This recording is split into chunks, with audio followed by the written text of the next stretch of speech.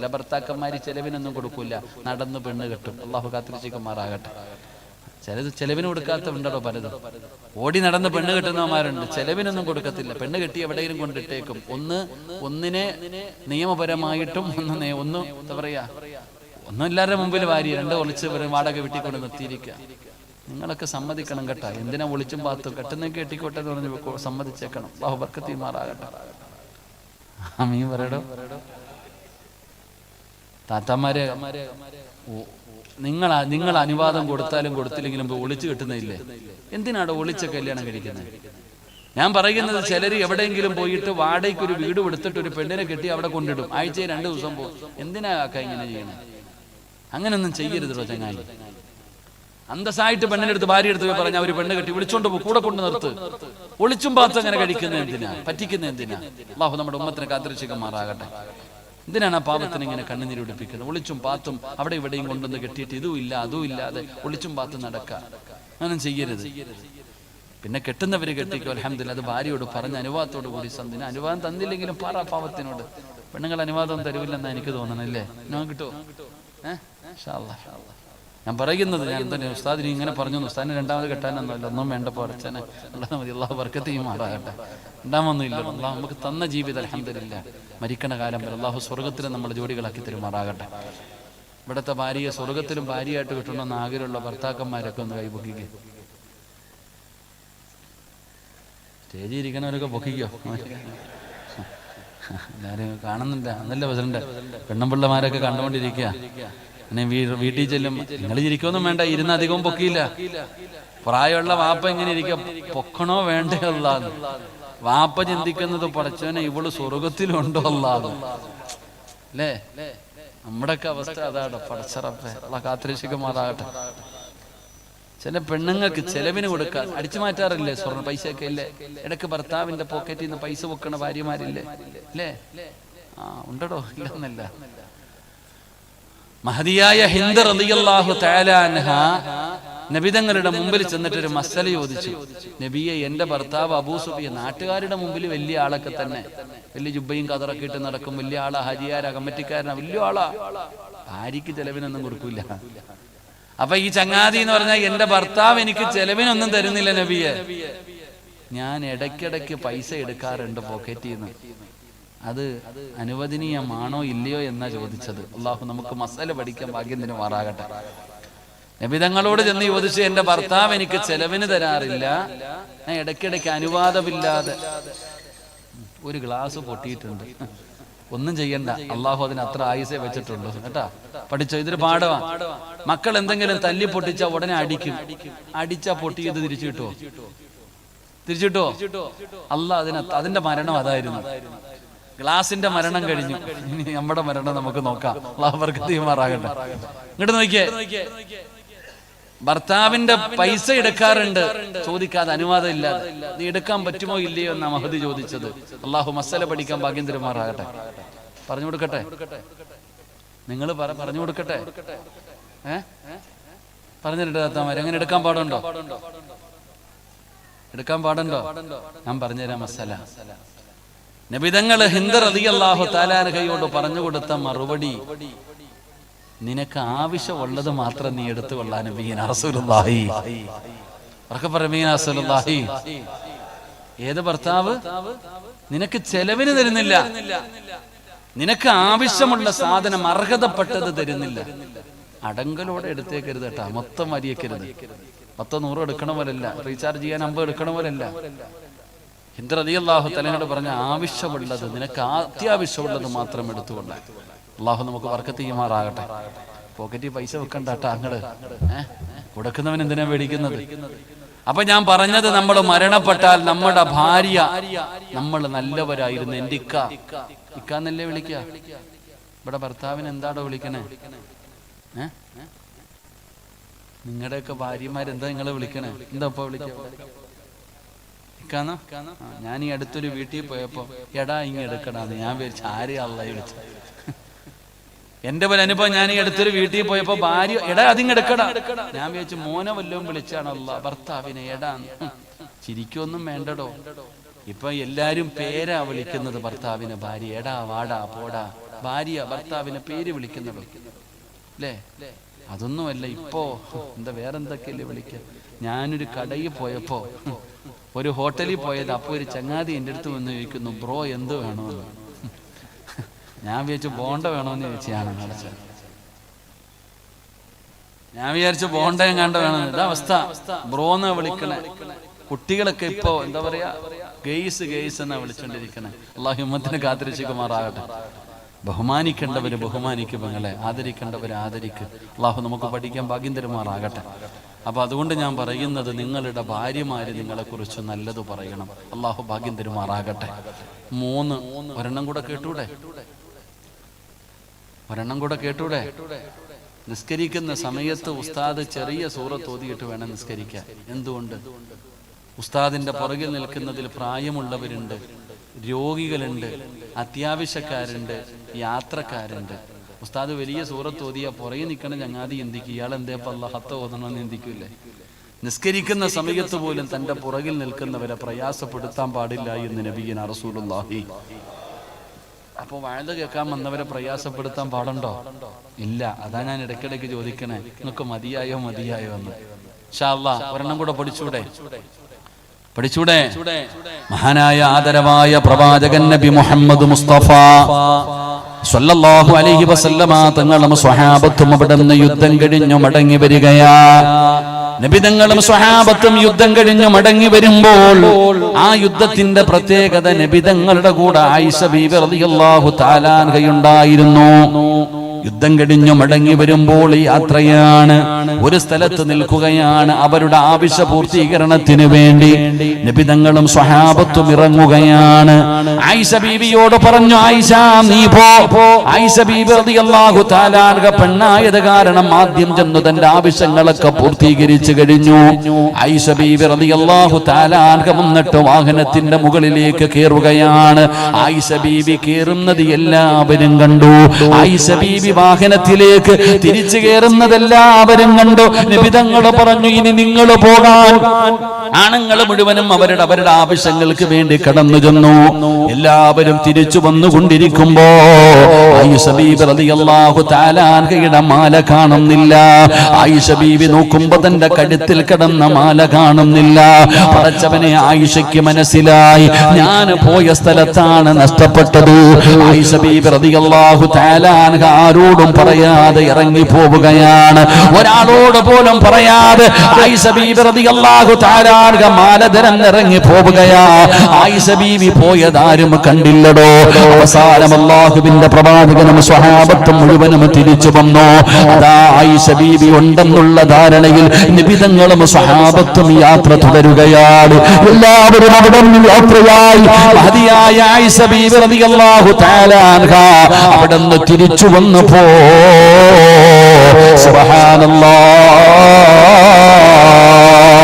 നബിതങ്ങളും സ്വഹാബത്തും പോയിരിക്കുകയാണ്. എന്ത് ചെയ്യണമെന്നറിയില്ല. ആ മരുഭൂമിയിൽ ഒറ്റയ്ക്കിരുന്ന് കരയുകയാണ്. ആയിഷ ബീബി റളിയല്ലാഹു തആല അൻഹ എന്ത് ചെയ്യണമെന്നറിയാതെ ഒറ്റയ്ക്ക് അവിടെ ഇരുന്ന് കരയുമ്പോ അതാ വരുന്നു മഹാനായ സഫ്വാൻ റളിയല്ലാഹു തആല അൻഹു. ബദരീങ്ങളിൽപ്പെട്ട സ്വഹാബിയാണ് സഫ്വാൻ തങ്ങൾ. അവിടുന്ന് വരികയാണ്. പടച്ചവനെ, ഈ സ്വഹാബി പുറകിൽ വരാനുള്ള കാരണം എന്തെന്നറിയുമോ? നഷ്ടപ്പെട്ടു പോയ സാധനങ്ങൾ കൊണ്ടുവരാൻ. നഷ്ടപ്പെട്ടുപോയ സാധനങ്ങൾ എടുത്തുകൊണ്ടുവരാൻ അല്ലാഹുവിന്റെ പ്രവാചകൻ സ്വല്ലല്ലാഹു അലൈഹി വസല്ലമ തങ്ങൾ ഏറ്റവും പുറകിൽ നിർത്തിയ സ്വഹാബിയ ഈ സഫ്വാൻ തങ്ങൾ നോക്കുമ്പോ ഒരു പെണ്ണ് ഹിജാബ് ധരിച്ചു കൊണ്ടിരിക്കുകയാണ്. ആരാണെന്നറിയില്ല. സഫ്വാൻ തങ്ങൾ ചോദിക്കുന്നു, ആരാ? അവിടെന്ന് പറഞ്ഞു, ആയിഷ ഉമ്മഹാത്തുൽ മുഅ്മിനീൻ മഹദി ആയിഷ. അല്ലാഹുവിന്റെ പ്രവാചകൻ സ്വല്ലല്ലാഹു അലൈഹി വസല്ലമ തങ്ങളുടെ പ്രിയപ്പെട്ട ഭാര്യയായ ആയിഷ ബീബി റളിയല്ലാഹു തആല അൻഹയാണ്. ആയിഷയാണെന്ന് പറയുമ്പോ സഫ്വാൻ തങ്ങൾ പറഞ്ഞു, ഇന്നാ ലില്ലാഹി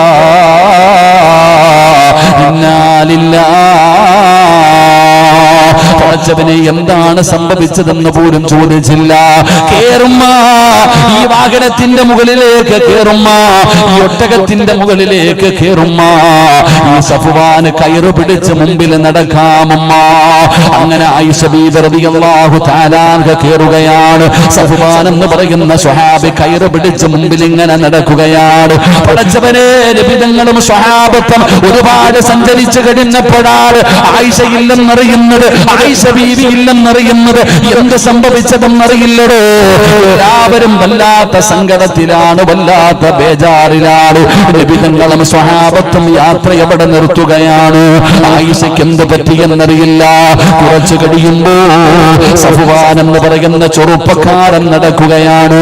ആയിഷ ബീബി റളിയല്ലാഹു തആല അൻഹാ അവിടെ നിന്ന് ഒട്ടകത്തിന്റെ മുകളിൽ ഇരിക്കുകയാണ്. അല്ലാഹുവിന്റെ പ്രവാചകൻ സ്വല്ലല്ലാഹു അലൈഹി വസല്ലമ തങ്ങളുടെ മുമ്പിലേക്ക് ഓടി വന്നു. അതാ എന്താണ് സംഭവിച്ചതെന്ന് നബി തങ്ങളോട് പറയുകയാണ്. അല്ലാഹുവിന്റെ പ്രവാചകൻ സ്വല്ലല്ലാഹു അലൈഹി വസല്ലമ തങ്ങളോട് പറഞ്ഞു കൊടുത്തു.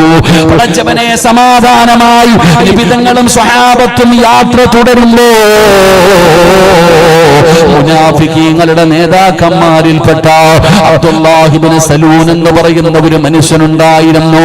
അവന് നബി തങ്ങളെ ഇഷ്ടമായിരുന്നില്ല, അവന് മുസ്ലിമീങ്ങളെ ഇഷ്ടമായിരുന്നില്ല. അവൻ എന്തു പറഞ്ഞെന്നറിയുവോ? രണ്ടുപേരും ചെറിയ പ്രായമുള്ളവരാണ്, ചെറുപ്പക്കാരാണ്. ഒരുപാട് നേരം ഇവരൊറ്റയ്ക്കാണ് വന്നത്. എന്തെങ്കിലുമൊക്കെ നടന്നു കാണുമല്ലോ, എന്തെങ്കിലുമൊക്കെ സംഭവിച്ചു കാണുമല്ലോ. അല്ലാഹുവിന്റെ റസൂലിന്റെ പ്രിയപ്പെട്ട ഭാര്യയെ കുറിച്ച് അവിടെ നിന്ന് പറയുകയാ, അല്ലാഹുവേ, മദീനത്ത് ചെന്നടോ, കാട്ടുതീ പടരുന്നത് പോലെ മദീന മുഴുവനും പടരുകയാണ്, മദീന മുഴുവനും പടരുകയാണ്. ആയിഷ ബീവിയെ കുറിച്ച് വ്യഭിചാര ആരോപണം നടത്തുകയാണ്. ആരാ പറഞ്ഞത്? നബി തങ്ങളുടെ കൂടെ പോയവരാ. സുബ്ഹാനല്ലാഹ്, എവിടെ നോക്കിയാലും ആയിഷാനെ കുറിച്ചാണ് പറയുന്നത്, എവിടെ നോക്കിയാലും ആയിഷയെ കുറിച്ചാണ് ചർച്ച ചെയ്യുന്നത്. നബി തങ്ങൾക്ക് സങ്കടമായടോ. അല്ലാഹുവിന്റെ പ്രവാചകന്റെ ഭാര്യയെ കുറിച്ചല്ലേ പറയുന്നത്. നബി തങ്ങൾക്ക് വല്ലാത്ത പ്രയാസമായി. അവസാനം എന്ത് ചെയ്തെന്നറിയുമോ? അല്ലാഹുവിന്റെ റസൂൽ സ്വല്ലല്ലാഹു അലൈഹി വസല്ലമ തങ്ങളുടെ മസ്ജിദ് നബവിയുടെ മിമ്പറിലേക്ക് കയറുകയാണ്. നബി തങ്ങൾ മിമ്പറിൽ കയറിയിട്ട് അവിടെ നിന്ന് വിളിക്കുന്നു, യാ അയ്യുഹന്നാസ്, അല്ലയോ ജനങ്ങളെ, എന്റെ ആയിഷാനെ കുറിച്ച് നിങ്ങളൊക്കെ പറയുന്നത് ഞാൻ കേൾക്കുന്നുണ്ട്, നിങ്ങളെല്ലാവരും പറയുന്നത് ഞാൻ അറിയുന്നുണ്ട്. എങ്കിലും നബി തങ്ങൾ പറഞ്ഞ മറുപടി എന്താ? തന്റെ ഭാര്യ വ്യഭിചരിച്ചെന്ന് പറയുമ്പോ, അല്ലാഹുവേ, തന്റെ ഭാര്യയെ കുറിച്ച് വ്യഭിചാരത്തിന്റെ ആരോപണം നടത്തുമ്പോ ഒരു നാട് മുഴുവനും, ഒരു പഞ്ചായത്തല്ല, ഒരു നാട് മുഴുവനും ചർച്ച ചെയ്യുമ്പോ അല്ലാഹുവിന്റെ റസൂൽ പള്ളിയുടെ മിമ്പറിൽ കയറി നിന്നിട്ട് അവിടെ നിന്ന് വിളിക്കുന്നു, യാ അയ്യുഹന്നാസ്, അല്ലയോ ജനങ്ങളെ. അല്ലാഹുവിന്റെ റസൂൽ പറയുന്നു, ലാകിൻ വല്ലാഹി, അല്ലാഹുവിനെ കൊണ്ട് തന്നെയാണ് സത്യം. നബി തങ്ങൾ പറയുകയാണ്, അല്ലാഹുവിന്റെ റസൂൽ പറയുകയാ, അല്ലാഹുവിനെ കൊണ്ട് തന്നെയാണ് സത്യം. മാ അലിംതു അലാ അഹ്ലി ഇല്ലാ ഖൈറാ.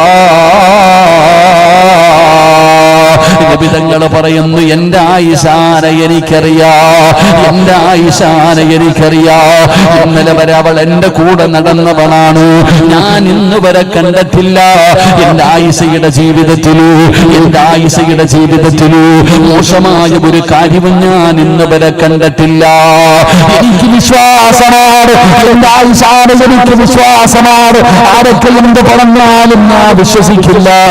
എന്റെ ആയിഷാനെ എനിക്കറിയാ. ഈ വാലുകൾ കാമുന്ന പെങ്ങളെ,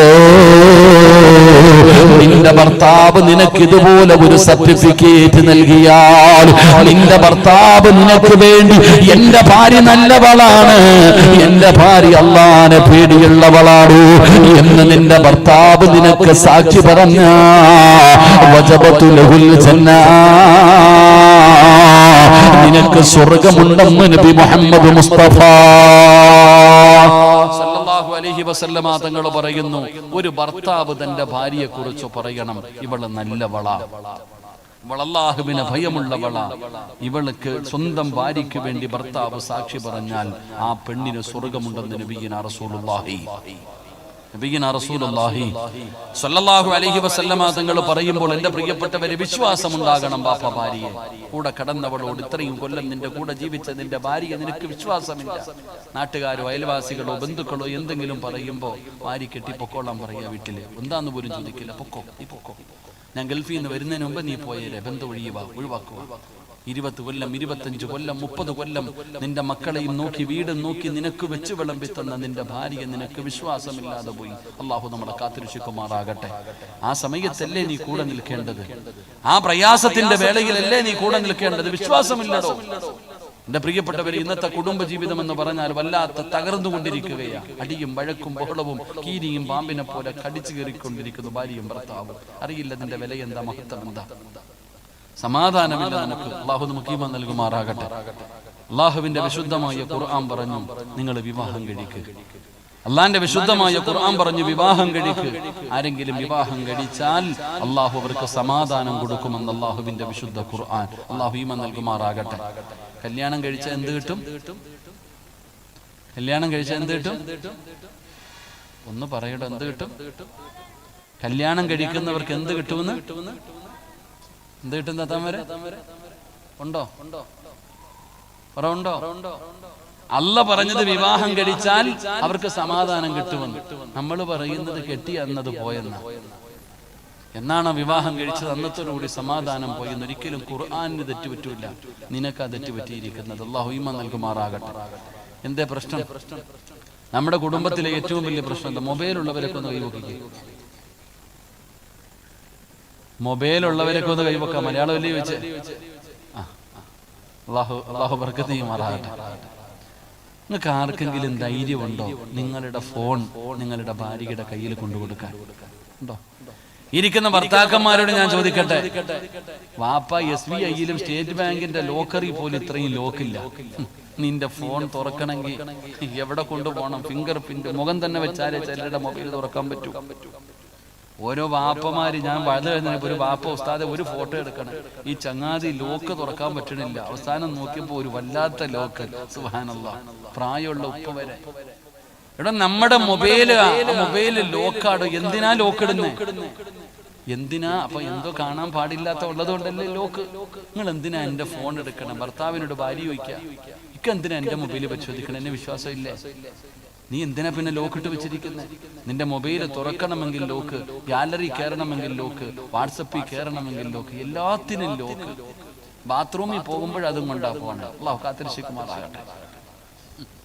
ബാത്റൂമിൽ പോകുമ്പോ പോലും ഒരു ഭാര്യ പറഞ്ഞ ഉസ്താദെ, ഇയാളുടെ ഫോണായിട്ട് ജനിച്ചാൽ മതിയായിരുന്നു. കാരണം ബാത്റൂമിൽ പോകുമ്പോഴും അതും കൊണ്ടാ പോണത്. സുബ്ഹാനല്ലാഹ്, എന്തേ വാപ്പ ഇത്ര എന്റെ മൊബൈലിനോട് ഇത്ര സ്നേഹം എന്തേ? ഞാൻ ചോദിക്കുന്നത്, എന്ന് നിനക്കത് വെക്കാൻ പറ്റുന്നുണ്ടോ? എന്ന് നിന്റെ വീടിനകത്ത് ധൈര്യമില്ല, ധൈര്യമായിട്ട് ലോക്കില്ലാതെ മക്കൾക്കോ ഭാര്യയ്ക്കോ ആർക്ക് വേണമെങ്കിലും നോക്കാൻ പറ്റുന്ന രീതിയിൽ നിന്റെ വീടിനകത്ത് എന്ന് വെക്കുന്നോ, അന്നേ നിന്റെ ജീവിതത്തിൽ സന്തോഷം ഉണ്ടാകൂ. അല്ലാഹു ഈമാൻ നൽകുമാറാകട്ടെ. ധൈര്യമുണ്ടോ? അവളുടെ കയ്യിലൊന്നും കൊടുത്തേക്കരുത്. കാരണം ചിലപ്പം ഭാര്യ കെട്ടി പൊക്കളയും. അത് കണ്ട ആ മൊബൈൽ എടുത്തു വെച്ചൊന്ന് സെർച്ച് ചെയ്താൽ അവൾ ഇന്ന് തന്നെ വീട്ടിൽ പൊക്കളയും. അല്ലാഹു കാത്തിരക്ഷിക്കുമാറാകട്ടെ. ധൈര്യം ഉണ്ടോ താത്ത? നീ ഞാൻ ചോദിക്കണം, എന്തിനാ ഉമ്മ ലോക്കിടുന്നത്? നീ പറയൂ ഉസ്താദേ, എന്റെ മോനെടുത്ത് ഗെയിം കളിച്ചാലോ? അതായിരുന്നു. നിന്നെക്കാട്ടും വലിയ ഫോണാ നിന്റെ മോന്റെ കയ്യിൽ. ഇപ്പത്തെ കുട്ടികളുടെ കയ്യിലിരിക്കുന്നത് വാപ്പ പട്ടി എറിയുന്ന ഫോൺ. മക്കളോ തലകണൽ അത്രയും കൊണ്ടടക്കാം. വാപ്പയുടെ കയ്യിലൊന്നും ഫോണില്ലടോ, മക്കളുടെ കയ്യിലാ ഇപ്പൊ ഫോൺ. അല്ലാഹു നമ്മുടെ മക്കളെ കാത്തിരക്ഷിക്കുമാറാകട്ടെ. കൊടുത്തില്ലെങ്കിൽ ഞാൻ കോഴിക്കോട്, നമുക്കറിയാം, സമസ്തയുടെ 100ാം വാർഷിക പ്രഖ്യാപനം ബാംഗ്ലൂരിൽ നടന്നു. തിരിച്ചു വരുന്ന വഴിയിൽ വയനാട് വെച്ചൊരു ആക്സിഡന്റ് നടന്നിട്ടൊരു ചെറുപ്പക്കാരൻ മരണപ്പെട്ടു പോയി. ഞാൻ മാനന്തവാടിയിലേക്ക് വഴുതിന് പോകുമ്പോൾ സംഘാടകർ പറഞ്ഞു, കോഴിക്കോട് മെഡിക്കൽ കോളേജിന്റെ ഫ്രണ്ടിലൂടെ അല്ലേ ഉസ്താദെ പോകുന്നേ? ജനാസ കുളിപ്പിച്ചുകൊണ്ടിരിക്കുക, മയ്യത്ത് നിസ്കരിക്കാൻ പോകുന്നുണ്ടെന്ന് കയറാൻ.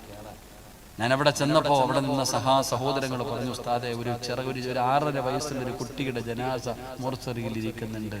മൊബൈൽ കൊടുക്കാത്തതിന്റെ പേരിൽ ആത്മഹത്യ ചെയ്തു കളഞ്ഞു. അല്ലാഹു നമ്മുടെ മക്കളെ കാത്തിരക്ഷിക്കുമാറാകട്ടെ. 6 വയസ്സുള്ളവൻ മരിച്ചു കളഞ്ഞതോ മൊബൈൽ കിട്ടാത്തതിന്റെ പേരിൽ. ഞാൻ പറയുന്നത്, നമ്മൾ എന്തിനാ? ഒരു വാപ്പ പറഞ്ഞതാ, മകൻ മരണപ്പെട്ടു പോയി. മകൻ മരണപ്പെട്ടു പോയി.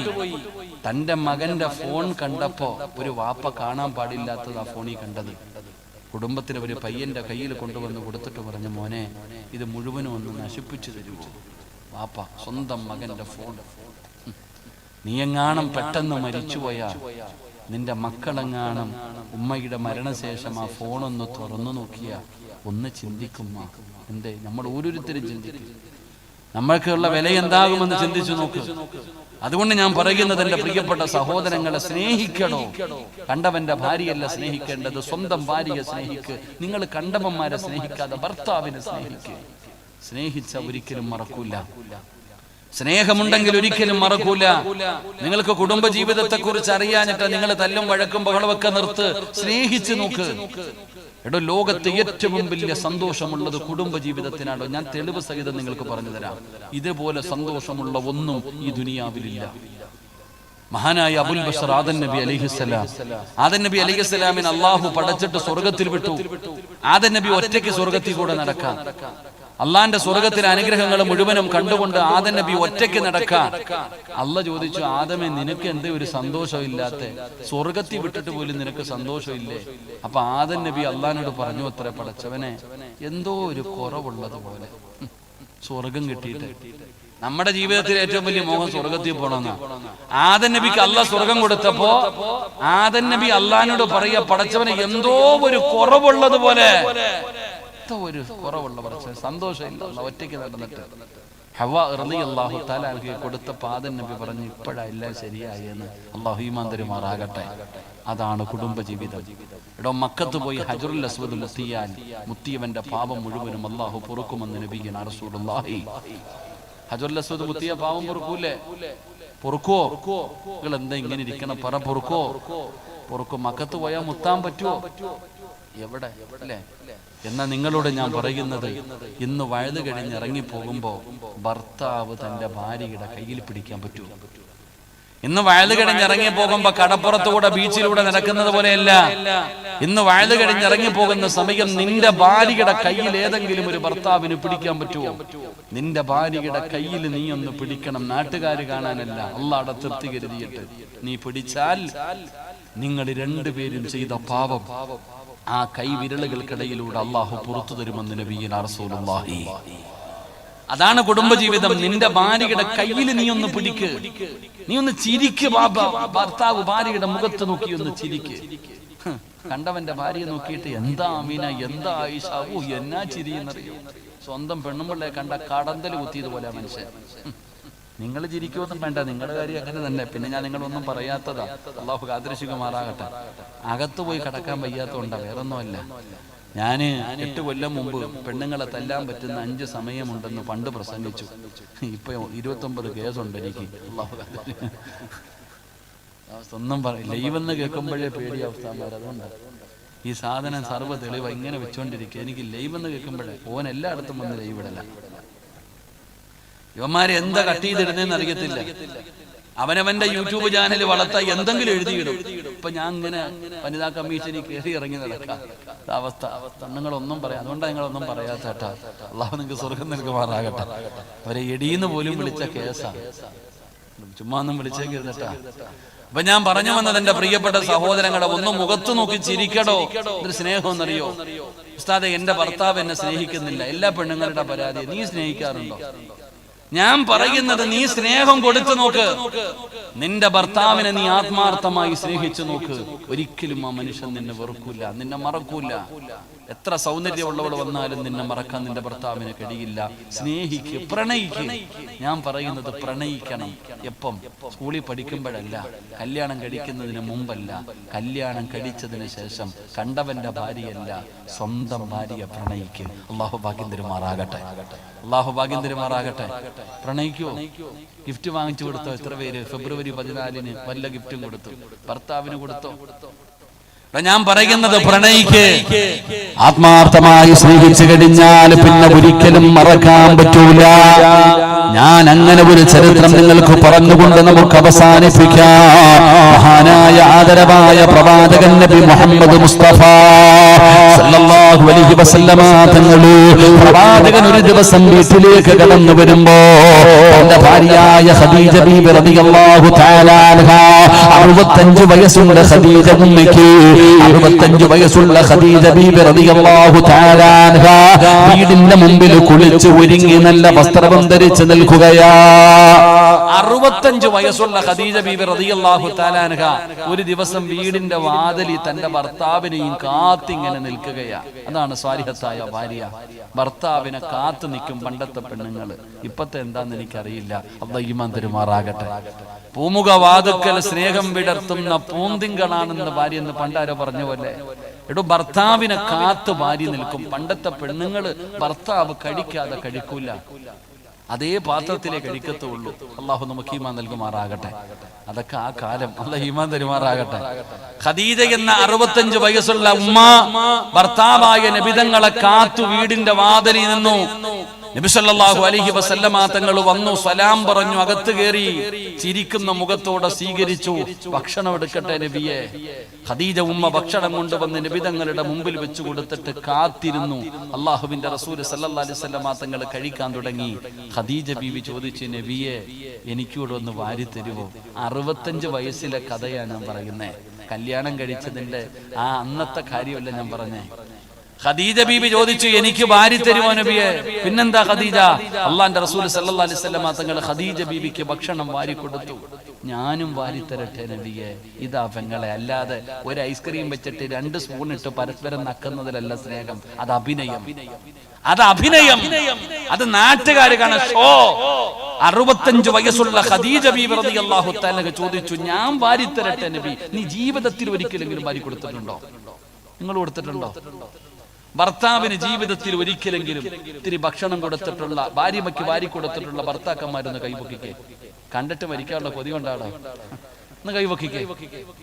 ഭർത്താവിന് ഒരിക്കലെങ്കിലും ഭക്ഷണം വാരി കൊടുത്തിട്ടുള്ള ഭാര്യമാര്. സുബ്ഹാനല്ലാഹ്, അല്ലാഹു ഈമാൻ തരുമാറാകട്ടെ. ചങ്കിന് കൊടുത്തിട്ടുണ്ടോ? അത് കേക്ക് അവന്റെ വായിക്കകത്ത് ഇടിച്ചു കയറ്റിയിട്ടുണ്ട്. തിന്നെന്ന് പറഞ്ഞു. സുബ്ഹാനല്ലാഹ്, ഇതിലൊക്കെ പറയാൻ പേടിയാടോ. ഇപ്പം ഇൻസ്റ്റാഗ്രാമിലൊക്കെ എന്നെ ഇട്ട് അലക്കിക്കൊണ്ടിരിക്കുക, ട്രോളിക്കൊണ്ടിരിക്കുക ആൾക്കാർ. ഞാൻ കുറച്ചു ദിവസം മുമ്പ് പ്രസംഗിച്ചു ഈ ഡ്രൈവിംഗ് പഠിക്കുന്നതിനെ കുറിച്ച്. പെണ്ണുങ്ങൾക്ക് ഇപ്പൊ ആണുങ്ങളെടുത്ത് പോയാൽ ഡ്രൈവിംഗ് പഠിക്കുന്നത് എന്തെല്ലാവാ പറയണത്. റബ്ബേ പടച്ചവനെ, കബറിൽ കിടക്കണ വാപ്പാനെ പോലും വെറുതെ വിടൂല്ലേ ഇമാര്. പിന്നെ എന്ത് ചെയ്യാനാ? സ്വർഗം കിട്ടുമല്ലോ. അള്ളാഹു ഭാഗ്യം തരുമാറാകട്ടെ. അള്ളാഹു ഭാഗ്യം തരുമാറാകട്ടെ. അള്ളാഹു അവർക്കൊക്കെ ആഫിയത്തുള്ള ദീർഘായുസ് കൊടുക്കുമാറാകട്ടെ. നമ്മളെ കുറ്റം പറയുന്നവന് വേണ്ടി എപ്പോഴും ദുആ ചെയ്യണം, ഓൻ ആഫിയത്ത് ആരോഗ്യം ഉണ്ടാകാൻ. അല്ലാതെ വിഷമിക്കരുത്. നമ്മളെ കുറിച്ച് ഈ നാട്ടിൽ ഏറ്റവും കൂടുതൽ കുറ്റം പറയുന്നവന് ആഫിയത്ത് കിട്ടാൻ വേണ്ടി ദുആ ചെയ്യണം. എന്തുകൊണ്ട്? അവൻ ചെയ്യുന്ന നന്മ മുഴുവനും നമുക്കുള്ളതല്ലേ. പിന്നെ എന്തിനാ നമ്മൾ വേണ്ടെന്ന് പറയണേ? നമ്മളെന്തിനാ വേണ്ടെന്ന് പറയുന്നേ? ഖദീജ ഉമ്മ വാരി കൊടുത്തു. അല്ലാഹുവിന്റെ പ്രവാചകനും ഖദീജ ബീബി റളിയല്ലാഹു തആല അൻഹയും ഭക്ഷണം കഴിച്ചു. ഭക്ഷണം കഴിച്ചു കഴിഞ്ഞപ്പോ അല്ലാഹുവിന്റെ റസൂലിനോട് ചോദിക്കുന്നു, യാ റസൂലല്ലാഹ്, നബിയേ, ഞാനവിടത്തെ മടിയിലൊന്ന് തലവെച്ച് കിടക്കട്ടെ നബിയേ? അല്ലാഹുവിന്റെ റസൂൽ പറഞ്ഞു, വന്ന് കിടക്കാൻ. ഖദീജ ബീബി റളിയല്ലാഹു തആല അൻഹയെ പിടിച്ച് നബി തങ്ങൾ മടിയിൽ കിടത്തുകയാ. 65 വയസ്സുള്ള ഖദീജ ഉമ്മ ചോദിക്കുക, ഞാൻ മടിയിൽ തലവെച്ച് കിടക്കട്ടെ നബിയേ? നീ കിടക്ക് ഖദീജ. അല്ലാഹു നമുക്ക് ഈമാൻ തരുമാറാകട്ടെ. ഇപ്പൊ നിങ്ങൾ എവിടാ കിടക്കുന്നത്? ഈ പ്രായമുള്ള വാപ്പാനോട് ചോദിക്കട്ടെ, നീ എവിടാ കിടക്കുന്നത്? നീ നിന്റെ റൂമിലും ഭാര്യ വേറെ റൂമിലും. അല്ലാഹു കാത്തിരക്ഷിക്കുമാറാകട്ടെ. ഇന്ന് പ്രായമായി കഴിഞ്ഞാൽ 40, 50 കഴിഞ്ഞാൽ 50, 55 വയസ്സ് കഴിഞ്ഞാൽ വാപ്പ വേറെ റൂമില്, ഉമ്മ വേറെ റൂമില്. ഭർത്താവ് വിളിക്കുന്നു, ആമിന വാ, ആമിന കിടന്നുറങ്ങാം. മക്കളൊക്കെ ഉണ്ട്, നിങ്ങൾ ഒറ്റ കിടന്നോളാം. ഭാര്യ വിളിക്ക, വാടി നമുക്ക് ഒരുമിച്ച് കിടക്കാം, നിങ്ങൾ ഒറ്റ കിടന്നോളാം. അടിച്ചോണ്ടൊന്നും വന്നതല്ലല്ലോ വാപ്പ, മഹർ കൊടുത്ത് വിവാഹം കഴിച്ചതല്ലേ. കൂടെ കിടത്താൻ നിനക്കെന്തേ ബുദ്ധിമുട്ട്? നീ എന്തിനാ മക്കളുടെ ഭർത്താവിന്റെ കൂടെ കിടക്കും? പെങ്ങളെ വികാരം തീർക്കാനല്ല വിവാഹം കഴിച്ചത് വയസ്സാം കാലത്ത് താങ്ങും തണലുമാകാനാ. നിനക്ക് ആ മനുഷ്യനേ ഉള്ളൂ, ആ മനുഷ്യന് നീയേ ഉള്ളൂ. ഒരുമിച്ച് കിടക്കണം. അള്ളാഹു ഭാഗ്യം തരുമാറാകട്ടെ. ഖദീജ ബീബി റളിയല്ലാഹു തആല നബിതങ്ങളുടെ മടിയിൽ കിടന്നു. എന്നിട്ട് നബിതങ്ങളുടെ മുഖത്ത് നോക്കിയിട്ട് ചിരിക്കുന്നുണ്ട്. അള്ളാന്റെ റസൂൽ സല്ലല്ലാഹു അലൈഹി വസല്ലം തങ്ങൾ ചോദിച്ചു, എന്തിനാ ഖദീജ ചിരിക്കുന്നേ? എന്തൊരു ഗ്ലാമറാ നബിയെ നിങ്ങൾക്ക്. സുബ്ഹാനല്ലാഹ്. എത്രാമത്തെ വയസ്സില്? 65-ാമത്തെ വയസ്സിലാ ഖദീജ ബീബി ചോദിക്കുന്നത്, എന്തൊരു ഗ്ലാമറാ നബിയെ നിങ്ങൾക്ക്. നിങ്ങൾ പറഞ്ഞിട്ടുണ്ടോ, എന്റെ പൊന്നാര കാക്ക നിങ്ങളുടെ ഈ നരച്ച താടി കാണാൻ എന്നാ രസമാന്ന് ഒരിക്കലെങ്കിലും പറഞ്ഞിട്ടുണ്ടോ? നീ പറയാ അത് പിഴുത് കളയാ, മൈലാഞ്ചി തേക്ക്, അല്ലെങ്കിൽ വടിച്ചു കളഞ്ഞ. അങ്ങനല്ല, ഭർത്താവിന്റെ മുഖത്ത് നോക്കിയിട്ട് പറയുക, എന്നൊരു ഗ്ലാമറാ നബിയെ നിങ്ങൾക്ക്. നബിതങ്ങൾ വിട്ടുകൊടുത്തില്ല. അള്ളാന്റെ റസൂൽ സല്ലല്ലാഹു അലൈഹി വസല്ലം തങ്ങൾ ചോദിച്ചു, ഖദീജ 25 കൊല്ലമായില്ലേടി നീ എന്നെ കാണാൻ തുടങ്ങിയിട്ട്? അങ്ങനെ തമാശ പറഞ്ഞുകൊണ്ടിരിക്കുകയാ. അപ്പോഴാണ് ഖദീജ ബീബി റളിയല്ലാഹു തആല അൻഹാ അല്ലാഹുവിന്റെ പ്രവാചകൻ സല്ലല്ലാഹു അലൈഹി വസല്ലമ തങ്ങളുടെ കൈ പിടിക്കുകയാണ്. നബിതങ്ങളുടെ കയ്യിൽ ഇങ്ങനെ പിടിച്ചിട്ട് ഖദീജ ഉമ്മ ചോദിക്കുന്നു, യാ റസൂലല്ലാഹ്, 25 കൊല്ലമായി നമ്മൾ ജീവിക്കാൻ തുടങ്ങിയിട്ട്, 25 വർഷമായി നമ്മൾ ജീവിക്കാൻ തുടങ്ങിയിട്ട്, പെങ്ങളെ നബിതങ്ങൾക്ക് 25 വയസ്സ്, ഖദീജ ബീബിക്ക് 40 വയസ്സ്. 25-കാരനാണ് 40-കാരിയായ ഖദീജ ബീബിയെ വിവാഹം കഴിച്ചത്. 15 വയസ്സിന്റെ ഡിഫറൻസ് ആണ്. ഇവർ 25 കൊല്ലം ഒരുമിച്ച് ജീവിച്ചു. ഖദീജ ബീബി ചോദിച്ചു, യാ റസൂലല്ലാഹ്, 25 വർഷമായി നമ്മൾ ഒരുമിച്ച് ജീവിക്കാൻ തുടങ്ങിയിട്ട് അങ്ങയുടെ മനസ്സിന് വേദനയുണ്ടാക്കുന്ന എന്തെങ്കിലും എന്റെ ഭാഗത്ത് നിന്ന് വന്നു പോയിട്ടുണ്ടെങ്കിൽ എനിക്ക് പൊരുത്തം തരണേ യാ റസൂലല്ലാഹ്, എനിക്ക് പൊരുത്തം തരണേ നബിയേ, എനിക്ക് പൊരുത്തം തരണേ നബിയേ. അല്ലാഹുവിന്റെ റസൂൽ ചോദിച്ചു, എന്തു പറ്റി ഖദീജ? ഇന്ന് പൊരുത്തം ചോദിക്കുന്നല്ലോ ഖദീജ. യാ റസൂലല്ലാഹ്, എന്റെ മരണമടുത്തു നബിയേ, എന്റെ മരണമടുത്തു നബിയേ, എനിക്ക് പൊരുത്തം തരുമോ നബിയേ? അല്ലാഹുവിന്റെ റസൂൽ ഖദീജ ബീവിയുടെ വായങ്ങ് പൊത്തിപ്പിടിക്കുകയാ. നീ എന്നോട് പൊരുത്തം ചോദിക്കരുത്, നീ എന്നോട് പൊരുത്തം ചോദിക്കരുത്. പെങ്ങളെ ഖദീജ ബീബി ആരാണെന്നറിയുമോ? ഖിയാമത്ത് നാൾ വരെയുള്ള ഒരു പെണ്ണിനും കിട്ടാത്ത പ്രതിഫലം കിട്ടുന്നവളാണ് ഖദീജ. ലോകത്ത് ഒരു പെണ്ണിനും അല്ലാഹു ആ പ്രതിഫലം കൊടുക്കൂല. ഒരു പെണ്ണിനും കിട്ടാത്ത പ്രതിഫലമാണ് അല്ലാഹു സ്വർഗ്ഗത്തിൽ ഖദീജ ബീവിക്ക് കൊടുക്കുന്നത്. ഒരു മുത്തിനകത്ത് പണിത കൊട്ടാരമാണ്, ഒരു മുത്തിനകത്ത് പണിത കൊട്ടാരമാണ്. അത് ആരാരും ശല്യം ചെയ്യാത്ത ഭാഗത്താണ്. എന്തിനാണ് അല്ലാഹ് ഈ കൊട്ടാരം കൊടുത്തതെന്നറിയുമോ? അല്ലാഹുവേ, നബിതങ്ങളെക്കാൾ 15 വയസ്സ് കൂടുതലാണ്. 25 കൊല്ലം നബിതങ്ങൾ എന്ന ഭർത്താവിന്റെ കൂടെ ജീവിച്ചിട്ട് സുബ്ഹാനല്ലാഹ്, ഒരിക്കൽ പോലും നബിതങ്ങളുടെ മുമ്പില് ഖദീജയുടെ ശബ്ദമുയർന്നിട്ടില്ല. ഖദീജ ബീബിയുടെ ശബ്ദമുയർന്നിട്ടില്ല. 25 കൊല്ലം നബിതങ്ങളെക്കാൾ 15 വയസ്സ് കൂടുതലാണ് ഖദീജയ്ക്ക്. നിന്റെ ഭർത്താവിന് ഒരു പരാതിയേ ഉള്ളൂ, നല്ലവളാ ഉസ്താദ്, സ്നേഹമുള്ളവളാ ഉസ്താദ്. എന്നാൽ അവളുടെ നാവിന് വല്ലാത്ത നീളമാ ഉസ്താദ്. പറയുമ്പോ മനസ്സ് വല്ലാതെ തളർന്നു പോവുകയാണ്. പടച്ചവനെ, സങ്കടം തോന്നാറുണ്ട്. പെങ്ങളെ, ഭർത്താവിനെ സ്നേഹിക്കു പെങ്ങള്, ഭർത്താവിനെ ബഹുമാനിക്കു പെങ്ങള്, ഭർത്താവിനെ ആദരിക്കു പെങ്ങള്. ഭർത്താവിന്റെ മുമ്പിൽ നീ എന്തിനാ കിടന്ന് ശബ്ദമുയർത്തുന്നത്?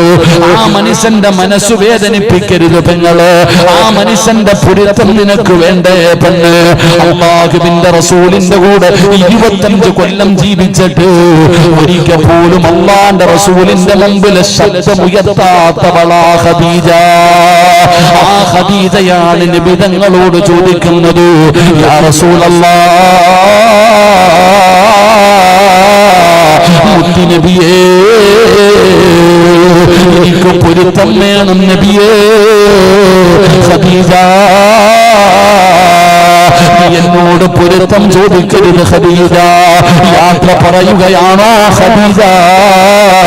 പരാതിയില്ല ഖദീജ, പരാതിയില്ല ഖദീജ. നിന്നെ കുറിച്ച് പറയാൻ എനിക്കൊരു പരാതിയുമില്ല ഖദീജ. ഖദീജ ബീവി റളിയല്ലാഹു തആല കേൾക്കേണ്ട താമസം അവിടെ നിന്ന് ചാടി എഴുന്നേൽക്കുകയാണ്. നിബിധങ്ങളെ കെട്ടിപ്പിടിക്കുകയാ.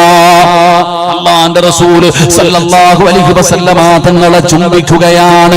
നിബിധങ്ങൾക്ക് ചുംബനം കൊടുത്തു. എന്നിട്ട് 65 വയസ്സുകാരി അല്ലാഹുവിന്റെ റസൂലിന്റെ ചെവിയിലെ അടുത്തേക്ക് ചെന്നു. യാ റസൂലല്ലാഹ്, 3 ആഗ്രഹമുണ്ട് നബിയേ, 3 ആഗ്രഹമുണ്ട് നബിയേ. എന്തേ ഖദീജ, എന്തേ ഖദീജ, ഞാൻ മരിച്ചു കഴിഞ്ഞാ എന്റെ മയ്യത്ത് നിങ്ങൾ വേണം കുളിപ്പിക്കാൻ. എന്റെ ശരീരം ആരും കാണുന്നത് എനിക്കിഷ്ടമല്ല നബിയേ. ഒരു പെണ്ണ് പോലും എന്റെ ശരീരം കാണരുത്, എനിക്കിഷ്ടമല്ല നബിയേ. അതുകൊണ്ട് നിങ്ങൾ വേണം കുളിപ്പിക്കാൻ. പടച്ചവനെ, ഇത് നിങ്ങൾക്ക് തിരിയണമെന്നില്ല. വടകര ടൗണിൽ ചെന്ന് ഫർദ ഇട്ട് നോക്കിയിട്ടാ നീ വാങ്ങുന്നത്. നീ അത് ഇട്ട് നോക്കിയിട്ട് നിനക്ക് ചേരുന്നതല്ലേ വാങ്ങുന്നത്. അങ്ങനെ വാങ്ങിയ ഫർദ രണ്ടാമത് വീട്ടിൽ കൊണ്ടുവന്നിട്ട് എന്തിനാ നീ സ്റ്റിച്ച് ചെയ്യുന്നത്? നല്ലതുപോലെ ഇറങ്ങിക്കിടക്കണമല്ലോ, നിന്റെ ശരീരത്തിന്റെ വടിവുകൾ കാണണമല്ലോ. പെങ്ങളെ ഖദീജയാണ് പറയുന്നത്, എന്റെ ജനാസ കുളിപ്പിക്കണം നബിയേ. ആരും കാണുന്നത് എനിക്കിഷ്ടമല്ല നബിയേ. അല്ലാഹുവിന്റെ പ്രവാചകൻ അവിടുന്ന് സമ്മതിച്ചതോ? ഖദീജ പറയുകയാ, ഞാൻ മരിച്ചു കഴിഞ്ഞ കഫം പൊതിയുമല്ലോ, എന്റെ ജനാസ പൊതിയുമ്പോ അങ്ങയുടെ ചുമലിൽ കിടക്കുന്ന ഈ ഷാൾ എനിക്ക് വേണം നബിയേ. അങ്ങയുടെ സുഗന്ധമുള്ള ഷാൾ എനിക്ക് വേണം നബിയേ. കാരണം ഖിയാമത്ത് നാൾ വരെ ഖബറിനകത്ത് കടക്കാറുള്ളതാ. എനിക്ക് സുഗന്ധം വേണം നബിയേ. നിങ്ങളില്ലാതെ പറ്റൂല, നിങ്ങളില്ലാതെ ഉറങ്ങാൻ പറ്റൂല. നിങ്ങളെ ഇതിനാണ് സ്നേഹമെന്ന് പറയുന്നത്. ആ കൈ പൊക്കാത്തവനെ നീ നന്നാക്കണേ പടച്ചവനെ. പൈസ ഒന്നും ചോദിച്ചില്ല. നല്ല മരണം വേണോന്ന് ചോദിച്ചപ്പം മതകളകന്ന ആന വന്നാലും ഞാൻ ഇങ്ങനെ നിൽക്കുമെന്ന് പറയണ ചങ്ങാതി നന്നാകട്ടെ, അല്ലാഹു നന്നാക്കി കൊടുക്കുമാറാകും. നല്ല മരണം വേണമെന്ന് ആഗ്രഹമുള്ളൂ. ഒന്നുകൂടെ കൈ പൊക്കിക്കോ. ഇപ്പൊ പൊങ്ങാത്ത കൈയൊക്കെ പൊങ്ങിയിട്ടാ. പാപ്പ പറഞ്ഞു അതിങ്ങ് എടുത്തിട്ട് വാടാ. ഞാൻ പോത്തില്ല. എടാ പോയി എടുത്തിട്ട് വാടാ. ഞാൻ പോത്തില്ല. കൊടുത്തു വരണം, പോയി എടുത്തിട്ട് വാടാ. ചിലർക്കൊന്ന് കിട്ടിയാലേ നേരെ ആവത്തുണ്ടോ. അതങ്ങനെ പണ്ട് മുതലേ അങ്ങനെ. ഒരെണ്ണം കൊടുക്കണം എങ്കിലേ നേരെയാകും. അള്ളാഹു നമുക്കൊക്കെ നല്ല മരണം തരുമാറാകട്ടെ. ഞാനൊരു കാര്യം ചോദിച്ചോട്ടെ. എല്ലാരും നല്ല മരണം വേണമെന്ന് പറയുന്നു. എന്താണ് നല്ല മരണം? നല്ല മരണം എന്ന് പറഞ്ഞാൽ എന്താണെന്നറിയോ? വെള്ളിയാഴ്ച രാവിലോ പകലിലോ കടങ്ങൾ തീർത്ത് തൗബ ചെയ്ത് ഒന്നുവോടുകൂടി നന്മ ചെയ്തുകൊണ്ടിരിക്കുന്ന സമയം ജിബ്രീൽ അലൈഹിസ്സലാമിന്റെ സാന്നിധ്യത്തിൽ മലക്കുകൾ സ്വാഗതം പറയുന്നത് കേട്ട് സ്വർഗത്തിന്റെ ചിത്രം കണ്ട് കടങ്ങളൊക്കെ വീട്ടി ലാ ഇലാഹ ഇല്ലല്ലാ എന്ന് ഷഹാദത്ത് കലിമ പറഞ്ഞിട്ട് മരിക്കണം. മരിച്ചു കഴിഞ്ഞാൽ നെറ്റിത്തടം വിയർക്കണം, മൂക്കിന്റെ ദ്വാരം വികസിക്കണം, മുഖത്തു പ്രകാശമുണ്ടാകണം, ചുണ്ടിൽ പുഞ്ചിരി ഉണ്ടാകണം, ശരീരത്ത് സുഗന്ധമുണ്ടാകണം. ഈ 15 കാര്യം ഒരു മനുഷ്യന് ലഭിക്കുമ്പോഴാണ് അതിന് നല്ല മരണമെന്ന് പറയുന്നത്.